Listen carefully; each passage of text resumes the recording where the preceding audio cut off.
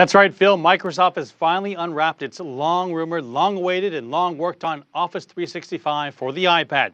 Microsoft has held off for the longest time in making an iOS version of its most popular suite of products, which includes Microsoft Word, Excel, and PowerPoint.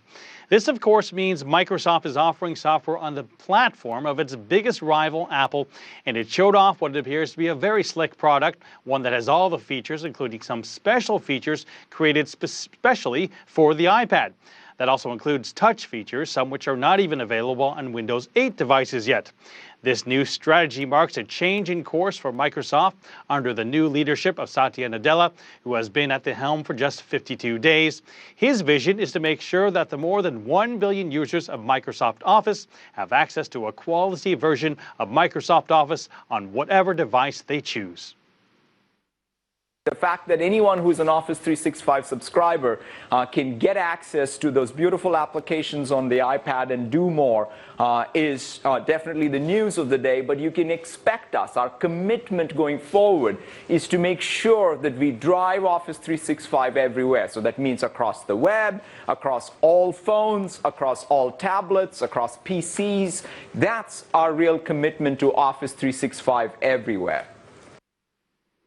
Microsoft Office is available at the iOS App Store right now. Viewing documents is free, but creating or editing them requires an Office 365 subscription, which will cost you about $99 a year. Phil. Interesting strategy. Now, Microsoft has waited a long time to make Office version available for iOS.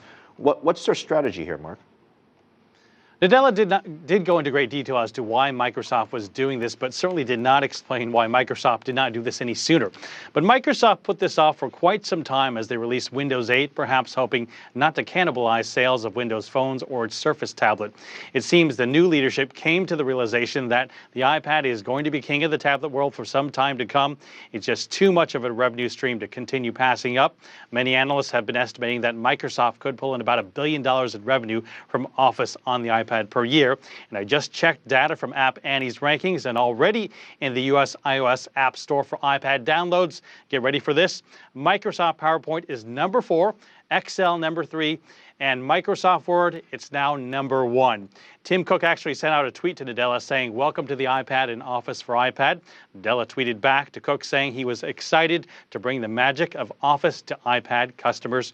Can't wait to see how long the lovey-dovey feelings between the two CEOs last. Phil. It's quite an interesting relationship that's developed now, and Microsoft has been viewed sort of a big lumbering giant and has finally tried to change its business model where everything else revolved around Windows, and now it's changing that. Did the CEO show signs perhaps that there's going to be more breaking from this tradition of Windows?